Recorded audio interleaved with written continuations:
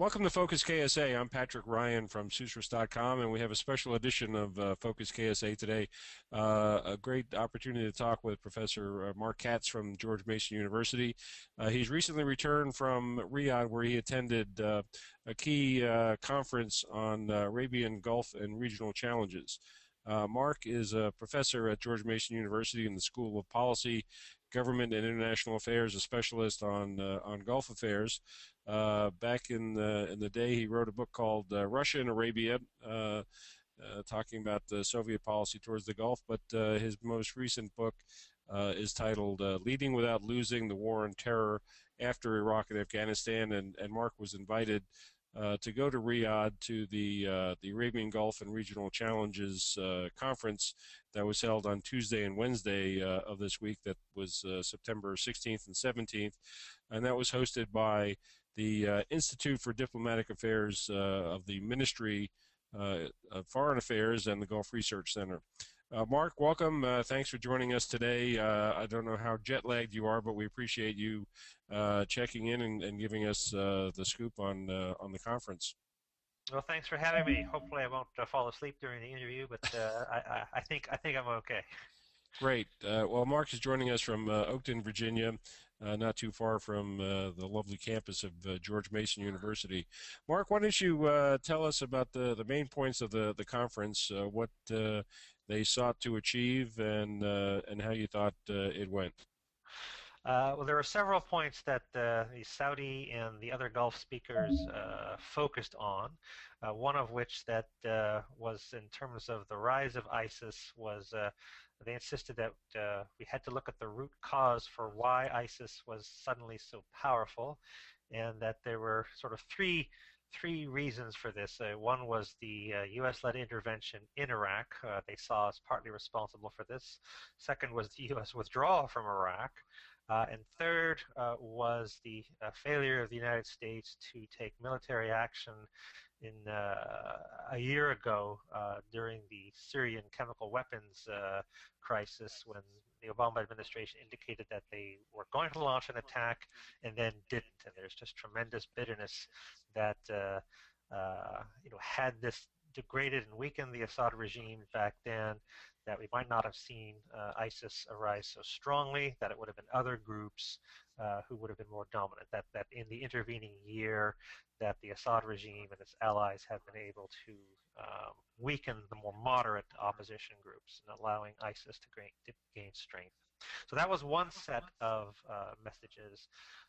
Another had to do with there are other important problems in the region, and obviously the Israeli-Palestinian crisis is one.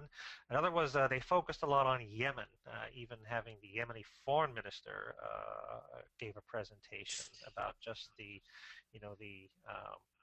descent into conflict that this country is undergoing. And then in terms of policy issues, one of the things that was hammered on was that the West should not just focus on Sunni jihadism, such as ISIS, but on Shia jihadism as well. And by this, they were talking about the Iraqi militia groups, that they were talking about the Assad regime, which they regard as a Shia terrorist organization, Hezbollah, the elements of the Baghdad government, Prime Minister Maliki's government in particular, the Al-Houthi in Yemen, and they believe standing behind them all, the Islamic Republic of Iran. So this was something that they focused on a lot. And then finally, in terms of solutions, one of the solutions that they emphasized was the Gulf Union project, that not just Saudi speakers, but also speakers from the UAE and Kuwait talked about this. And sort of the vision was that it would be a federal project, in other words, that the members would retain their sovereignty, but that there'd be a common foreign and defense policy and perhaps other common policies as well, but that they seem quite serious about this. Well, that's quite a laundry list. Let's take those one by one and see if we can break them down a little bit. The ISIS threat. While you were there, there's been a lot of progress and a lot of diplomatic activity among what is described as a burgeoning coalition to include Gulf partners, Saudi Arabia, UAE, and others. Can you comment on the discussion that went into the conference about building the coalition? There was the meeting in Jeddah and the communique that came out citing some unanimity and actions to be filled in the blanks by the partners as this plays out. But any conversations at the conference about the coalition building and the Gulf partners? Yes, this was something that was focused on, and one of the things they wanted to emphasize was that there was one country that is not an appropriate partner as far as they're concerned, and that, of course, is Iran. That they do not see. Um, there's these news reports about, Iran and others having a common interest in opposing ISIS. Is that it's a question of, yes, what if ISIS is gone? Who is then who does one support? And that they don't see themselves on the same page at all, because of course the Iranians support the Assad government, and the Saudis don't.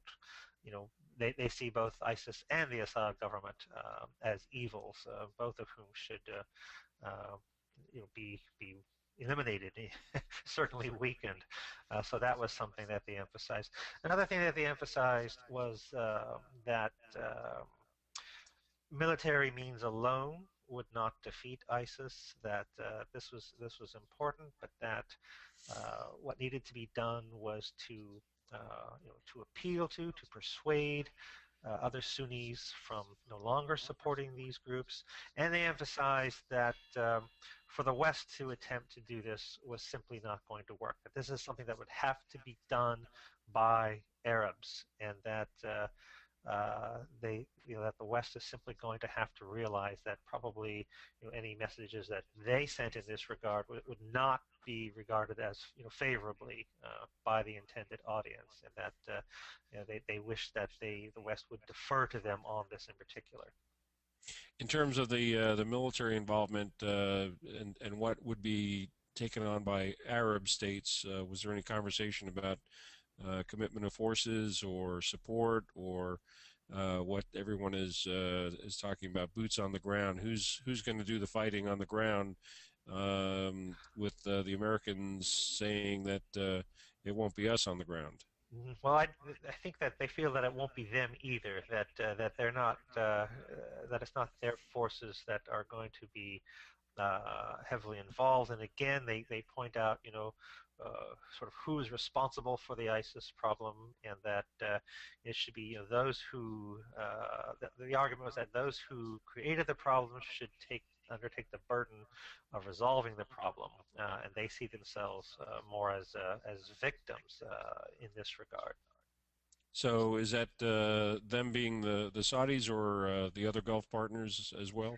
Yeah, I think it was. I mean, more the Saudis, but the other Gulf partners did not emphasize that they were, gung ho to undertake a military role themselves. And in terms of the Syrian piece, obviously Iraq forces on the ground are are the ideal choice to fulfill that role against ISIS in Iraq, but everyone seems to be in agreement that solving the problem in Iraq alone doesn't put an end to ISIS, as the center of gravity is in Syria. Yeah, that's Uh, something that they very much emphasize, that something would have to be done about ISIS in Syria as well. and the Saudis have stepped up with a plan to support training, and I think the numbers are anywhere from 3 to 5,000 Syrian fighters. Although, as we've seen in conversations in Congress in the last couple of days, many are seeing that as not a realistic force to take on ISIS, both in terms of the correlation of forces and also given the fact that those opposition forces are just as likely to remain committed to combat with the forces of the Assad regime as they are to take on ISIS in Syria. Any thoughts on how that was seen at the conference in terms of the realistic expectations for such a force in Syria? Well, yes, there's a lot of frustration. In other words, that we lost an opportunity last year to degrade the Assad regime after the use of chemical weapons, and support much more fully the non-ISIS opposition uh, in Syria. And so that much more needs to be done, and they're very much adamant that arguing against the idea that the Assad regime is the lesser of two evils, and that we should work with the Assad regime against ISIS. Now, there was some difference. There was a speaker from Egypt who, in fact, did seem to think that the Assad regime would be an appropriate partner, but in terms of the Gulf speakers, this was not considered a good option at all. In terms of your experience with Russian involvement in the Gulf, any commentary? You mentioned participating as a conference speaker on the Russian aspects of this. Any comments that you can provide on the Russian role in the Syrian developments and the Gulf in general? Well, certainly. Well, it's interesting because there were a couple of sessions on external actors, and what was interesting was that there was no speaker either from Russia or who spoke about Russian foreign policy. And so the chair of one panel, my old friend Salah Al-Katlan from King Saud University, he said that he would like me to say something about that after the two speakers on his panel had made their presentations. And so from my position in the audience, we all had microphones. I did say something about sort of what Russian foreign policy interests were. But what's interesting to me is uh, that whereas we tend to regard Russia as a very important factor, from the point of view of the Gulf, they don't see it as being as important, or certainly not part of the solution. They focus on Iranian support for Assad. They focus on the Western attitude toward Assad, um, and that they're looking to China, to India, but that Russia is a country that they don't seem to either regard as being very helpful or as being the main problem either. And let's jump back a little bit to the Iranian role, and obviously Iran plays a role in Syria. Any conversation about not just that Iran would not be an appropriate partner to fight ISIS, but the continuing involvement of Iranian forces backing the Assad regime? Yes, well, this is something that they're very unhappy about. Iranian forces backing Assad, sort of the Iranian role in the support of Shia militias in Iraq. That what they see is that what the risk is that the West, in its in its focus on ISIS, is losing focus on the possibility that the Iranians will take this opportunity to gain influence at the expense of the Gulf states. Just want to remind our audience this is Focus KSA. It's a production of Susris.com and the Saudi U.S. Trade Group, sustg.com. And we're talking today with Professor Mark Katz from the George Mason University School of Policy, Government, and International Affairs about his participation this week in a conference called the Arabian Gulf and Regional Challenges in Riyadh, hosted by the Institute of Diplomatic Studies at the Ministry of Foreign Affairs and the Gulf Research Center. Mark, we're going to turn to, while we have you here, we're going to talk about some other Gulf issues, but anything further in the conference about ISIS that we didn't touch upon yet? I think we've pretty much covered ISIS. There were certainly other things that were talked about, that they, a lot of emphasis on Yemen, and of course in the final session on energy issues. But yeah, Let's take a look at Yemen. What was the we've seen reports this week that the Houthis are pressing attacks in the capital, Sana'a, and it's been a problem for Saudi and GCC foreign policy makers and others over the years, and apparently there's uh, been a deterioration of the political military condition, and how was that reflected in the conversations at the conference? I think they see this as another example in which America and the West have focused on the Sunni jihadist threat, that is Al-Qaeda in the Arabian Peninsula, and have not focused on the Shia jihadist threat, which they regard the Al-Houthis as an example of, and that they see it as being supported by Iran, and that it's a real threat, that this is this could threaten the downfall of the regime, and certainly its reform efforts. It's planned for a federal system in Yemen. That it's a serious threat, and that America and the West are not focusing on this.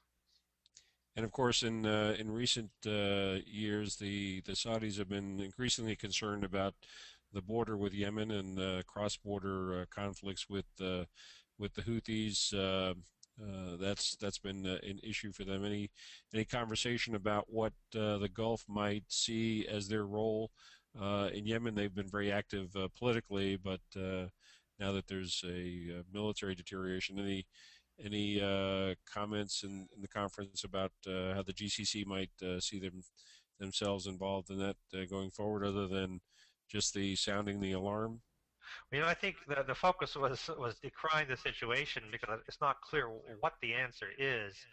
Certainly, the Yemeni foreign minister emphasized the need to fulfill the promises of donor nations for delivering aid that they've been promised but hasn't been received. And of course, I think from the point of view of the donors, the question is, well, uh, without security, that it's very difficult to undertake development efforts, and so they're in a very terrible situation. Without development, there won't be security. Without security, there won't be development.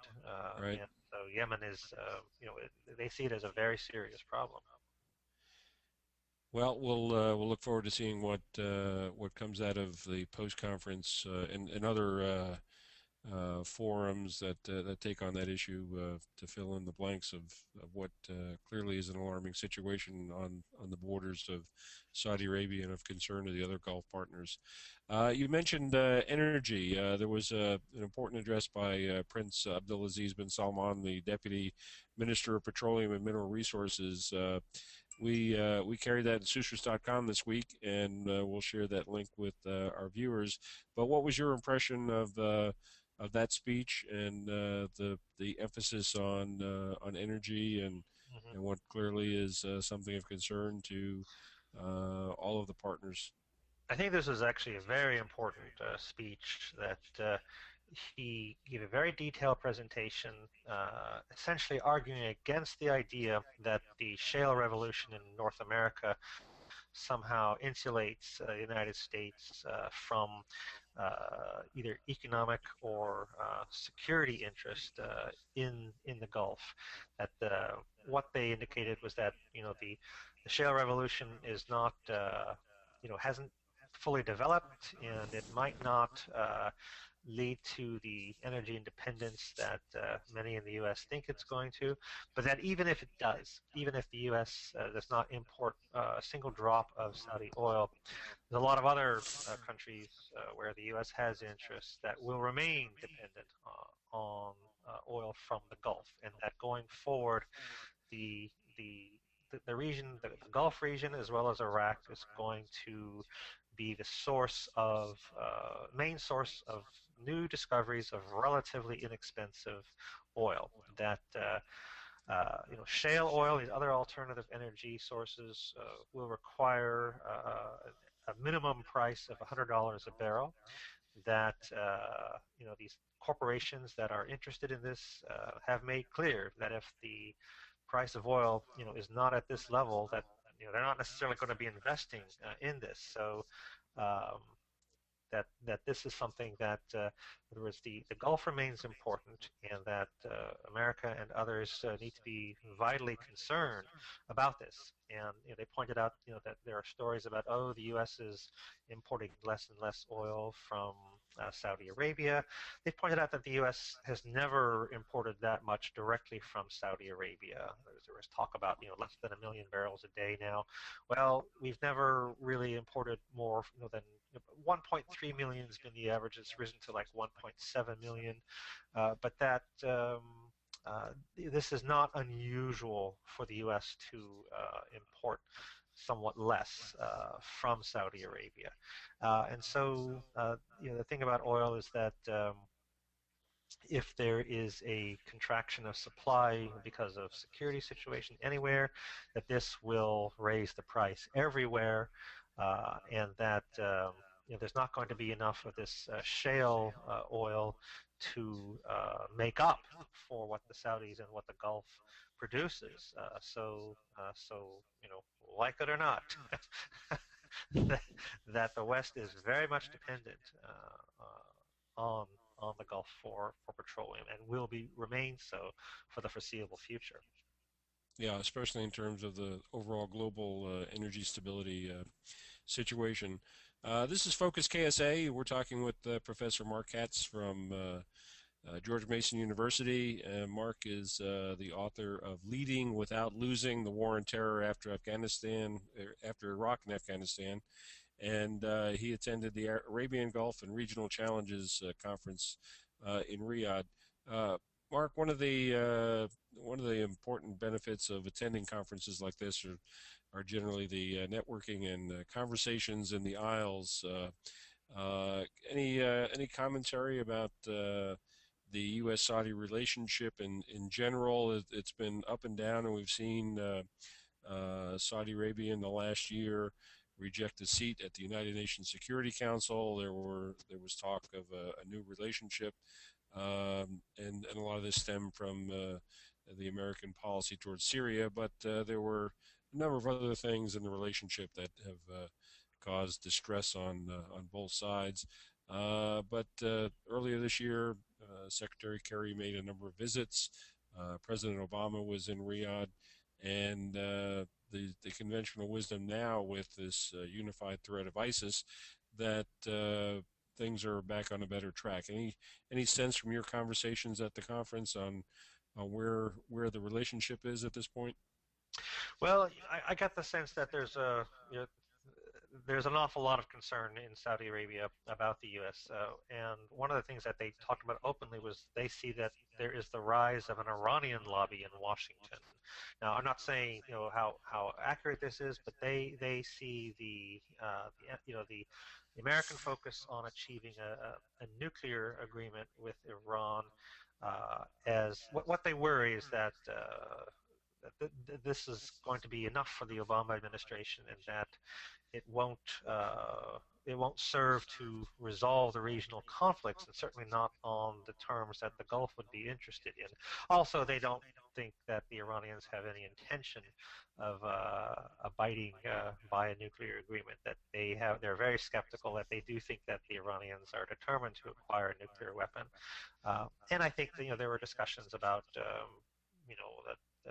Saudi Arabia and others would have to respond by acquiring nuclear weapons themselves. That this would, that the Americans don't want them to do this, but they don't feel that they have, much choice. And to tell you the truth, I think that the technology of nuclear weapons, this is something that's, well over half a century old, this technology.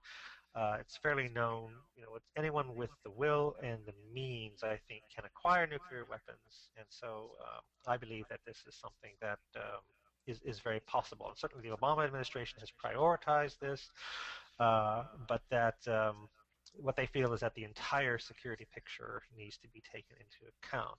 So that's something they worry about. The so-called Iranian lobby and they believe the excessive focus on weapons of mass destruction agreements as opposed to regional security. Any other issues that come to mind that were the focus of discussions away from the podium? Well, there were things, and one thing I think is kind of sensitive, and that is that there's a feeling that the Sultan of Oman may be on death's door essentially, and and they were sort of concerned about what's going to happen there. This is a country that's been very stable for a very long time, ruled by this one leader since 1970, and then of course there isn't a clear succession. So I think there's a sense that a country that's been stable may no longer be so stable. Well, there's certainly concern there, and we've heard that report from Ted Karasik at Enigma a couple of weeks ago. So there's obviously been not so much in public, but I'm sure behind the scenes conversations about what the developments in Oman might be in the coming days and weeks and months. Again, this is Focus KSA. We've been talking with Professor Mark Katz from the School of Policy, Government, and International Affairs at George Mason University in Northern Virginia. Mark has also been a visiting scholar at the Middle East Policy Council in Washington, and he is the author of Leading Without Losing: The War and Terror After Iraq and Afghanistan. Mark, let's wrap up. We've infringed on your time of getting over jet lag here, and we greatly appreciate you talking to us about the Arabian Gulf and Regional Challenges conference that you attended. Any final observations or comments you'd like to share? One thing I thought was very interesting, there was a panel in which the Chinese ambassador to Saudi Arabia spoke, and a former high-ranking official from the Indian government. But this is a panel on kind of the role of rising powers. And after the presentation of the Chinese ambassador was sort of very sparse on details, kind of the standard sort of Chinese peaceful cooperation approach. And what was interesting was that he was challenged during the question and answer session. In fact, there was one a lady Saudi journalist who basically said you say you're a rising power, but what are you doing in Syria? You're doing nothing, and really very critical of China for not playing more of a role. And at the very end, basically asking, and what about the status of Muslims in China? And I think the Chinese ambassador was really quite taken aback, but that this was something that I think certainly I remember when I was there for the December 2011 Gulf and the Globe conference. There had been a panel on rising powers, and sort of there was an expectation that they were going to play more of a role, but the speakers sort of indicated otherwise. And this time, I think there was a similar panel, and the reaction was one of impatience. That if you're a rising power, then you need to be concerned about this part of the world, and what's your policy. And certainly, I think that from the point of view of countries, like China and India, much less Brazil or South Africa, is that they don't want to choose, that they're more than willing to play a free, to take a free ride. In other words, to let the West, to let the Arabs deal with the threat. And so I think that. But of course, there's nothing that can force these countries to get more thoroughly involved.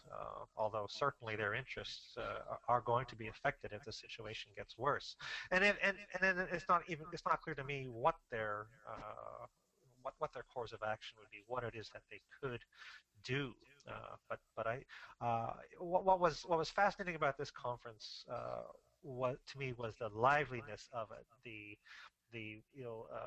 there was a fairly disputatious questions and statements made from the audience, from the Gulf participants in particular, that there was impatience expressed not just with the U.S. but with many other parties, and I was just impressed. In other words, that in times past, these conferences in the Gulf, about the Gulf, were kind of noteworthy that the locals didn't say much, but this was not the case this time. That they were strongly engaged, and women participants from the Gulf, were very active, and were not shy about challenging the speakers at all.